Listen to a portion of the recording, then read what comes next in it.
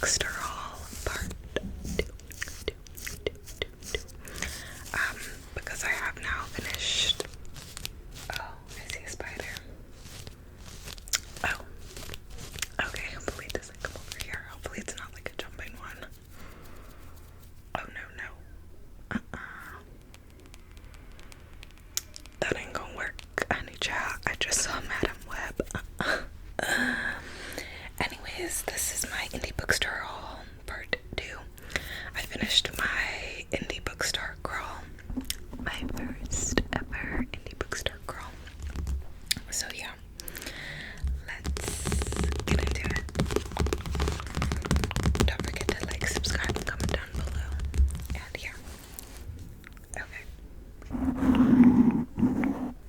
Okay, so the last book I got, and in the final stop,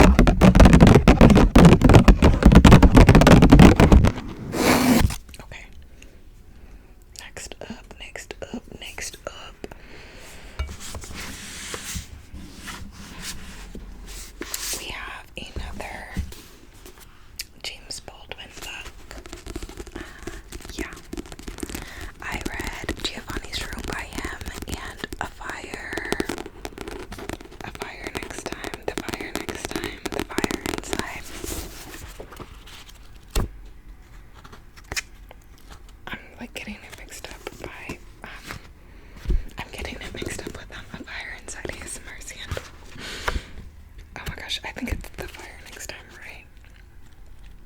Whatever it was a life-changing book. The Fire Next Time, that's what it is, okay? So I read those two by him, and I loved The Fire Next Time so much. It was like life-changing, so good. And then I also recently got Go Tell on a Mountain by him. Really excited for that one too. And then I saw this one at one of the indie bookstores, so of course I picked it up. So I'm slowly but surely increasing my James Baldwin collection.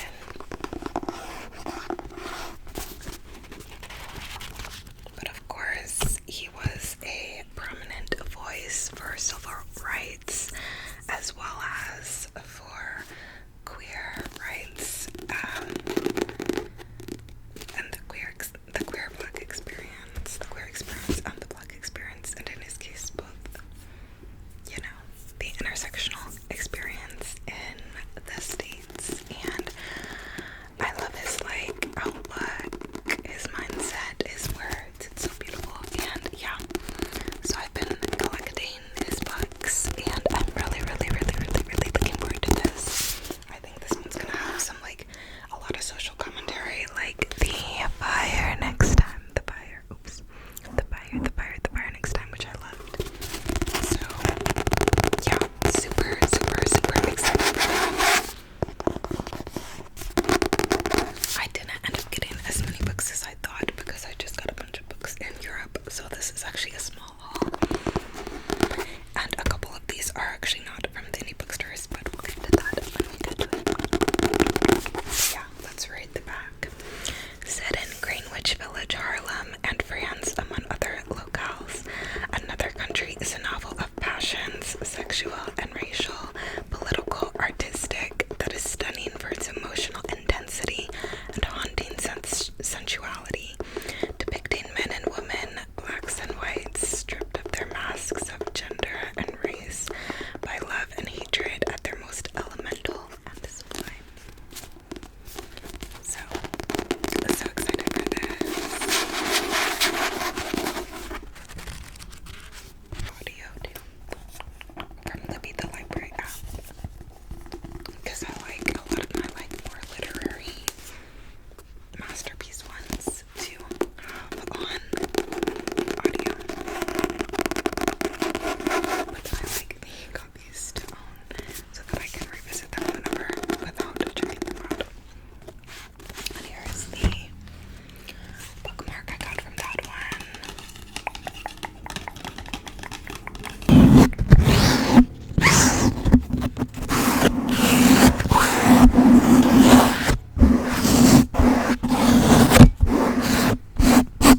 Background noise outside.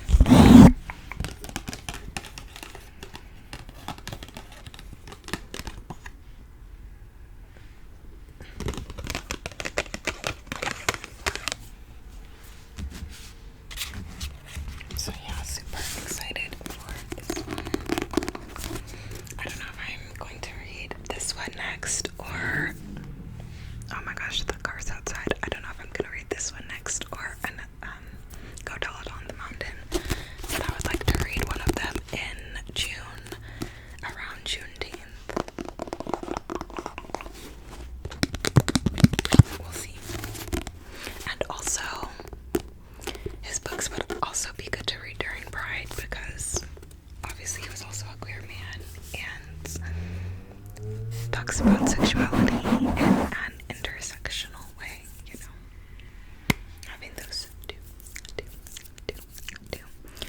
identities meeting. Okay, the next one is not from an indie bookstore, but I did get it secondhand. I either got it off of Pango Books or what's the other one? Thrift Books. One of those two I got it off of. And that is The Hating Game. The Hating Game by Sally Thorne. Yeah, it says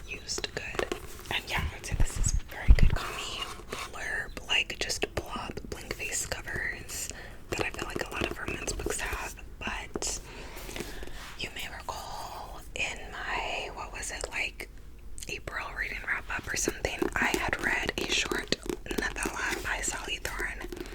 I think it was Rosie and the Dreamboat, maybe, and I thought it was really cute. So I wanted to get a full-length novel by her. So I got this one. And this one apparently has an adaptation out, like a rom-com movie on Netflix. So I feel like I can read this and then watch the movie, you know. So I'm excited for it.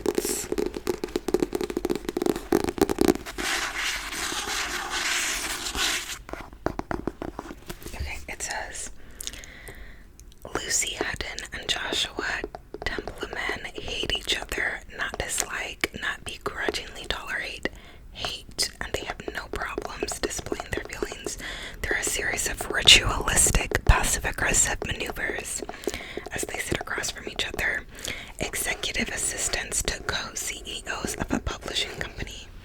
I would love to work at a publishing company. Lucy can't understand Joshua's joyless, uptight, meticulous approach to his job.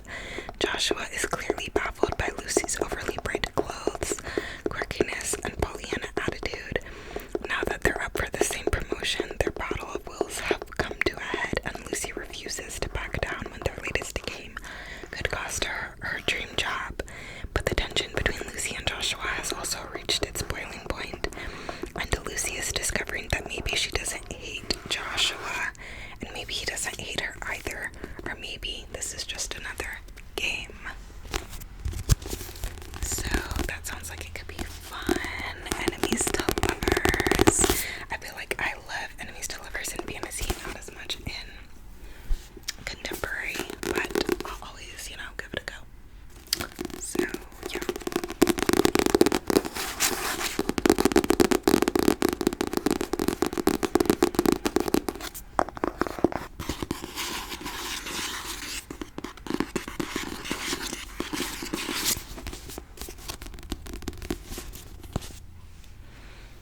And then this next one is also not from an indie bookstore, but it's my blind date with the book that I'm finally opening like a year later. So I did open it. Let me read you the blurb and then you can guess if you know what book it is, and let me know in the comments if you guessed it right. But it says a LGBTQ plus Regency romance that's a slow burn with lots of mutual pining, childhood friends to lovers, second chances, humor, angst, war tore them apart, chance brought them together, love could set them free, dare to dance. So let me know. Put your guesses in the comments, I opened this finally because I was like, it would probably be a good time to read this during Pride, since it's a queer Regency romance. Let me just say, the cover is not giving. The cover is very misleading. The cover makes you think it's gonna be like conservative, but no, it's a queer romance. So it's A Lady for a Duke by Alexis Hall. The cover, what is this cover? What is going on? I get it's a Regency romance, but come on, do something a little more artsy with it. Like, what? I don't like the cover. I don't like the cover. But yeah. So let me read you the back. When Viola Carroll was presumed dead at Waterloo, she took the opportunity to live at last as herself. But freedom does not come without a price, and Viola paid for hers with the loss of her wealth, her title, and her closest companion, Justin Daver, the Duke of Gracewood. Only when their families reconnect years after the war does Viola learn how deep the loss truly was. Shattered without her, Gracewood has retreated so far into grief that Viola barely recognizes her old friend and the lonely, broody man that he has become.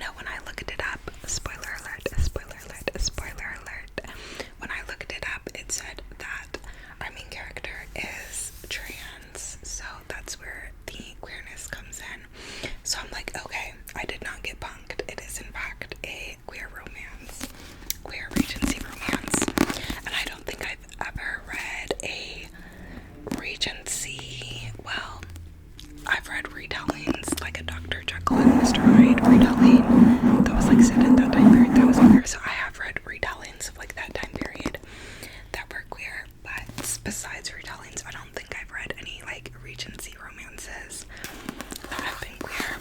So I'm excited, I'm intrigued. And yeah, it is a little thicker, which I'm a little nervous about because typically I don't love my romance books to be super long. It's like 450 pages, it looks like. But I'm curious and I'm gonna try to read this Pride Month.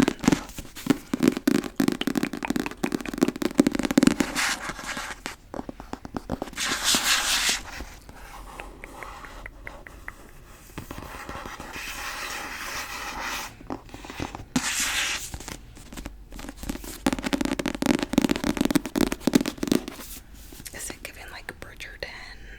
We shall see. Okay, and then I got these two books that were 50 cents each that were used. The more I look at them, the more I'm like, maybe I shouldn't have gotten them because they don't look super appealing to me, but they were literally 50 cents each at the indie bookstore because they were used like library copies or something. So I was like, why not? So I got Mary Kay Andrews, The Newcomer novel. Again, very bulky, not cute, but it was 50 cents and I thought it sounded semi-interesting, so I picked it up.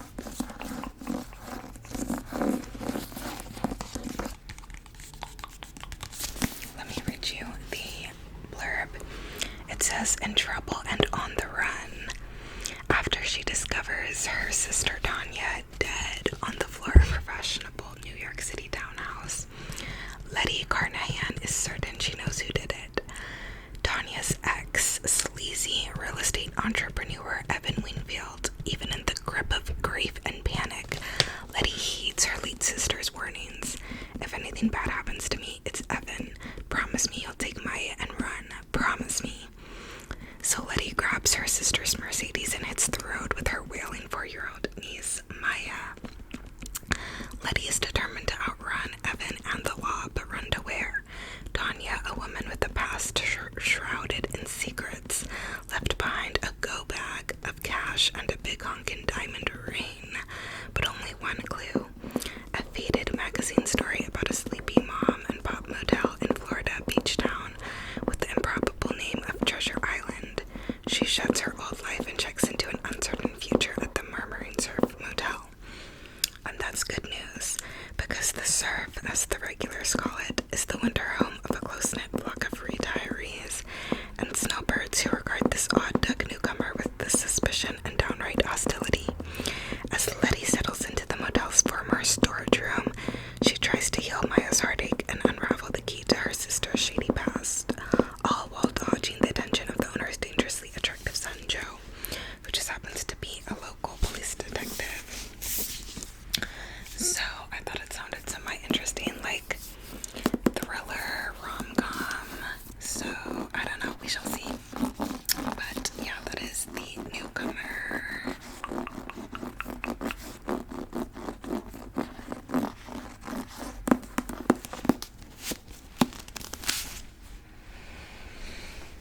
And then the other one that was also 50 cents at that indie bookstore is The Enchantress of Paris by Marcy Jefferson.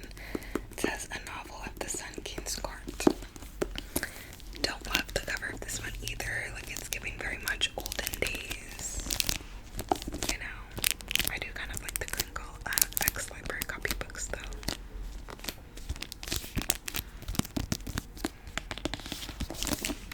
And I think this is a debut. Oh, I got a bookmark in this one too. Okay. Fraught with conspiracy and passion, the Sun King's opulent court is brought to vivid life in this captivating tale about a woman whose love was more powerful than magic. The alignment of the stars at Mary Mancini's birth warned that although she would be gifted at divination, she was destined to disgrace her family. Ignoring the dark warnings of his sister and astrologers, Cardinal Mazarin brings his niece to the French court, where the forbidden occult arts thrive in secret. In France, Mary learns her uncle has become the power behind the throne by using her sister Olympia to hold the Sun King, Louis, in thrall. Desperate to avoid her